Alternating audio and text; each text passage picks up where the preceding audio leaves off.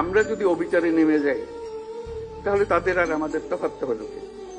আমরা অবিচারে নামবো না।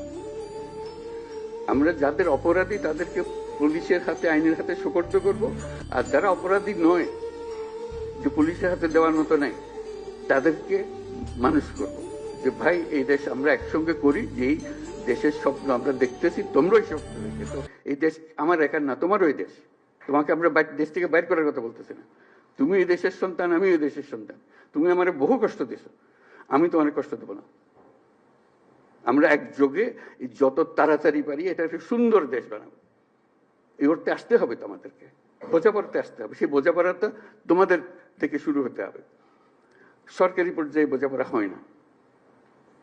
কাজেই সেই জিনিসটা দেখো, যারা অপরাধী তাদের অবশ্যই বিচার করতে হবে, যারা অপরাধী নয় তাদেরকে সৎ পথে নিয়ে আসতে হবে আমাদেরকে এই দেশে থাকার জন্য।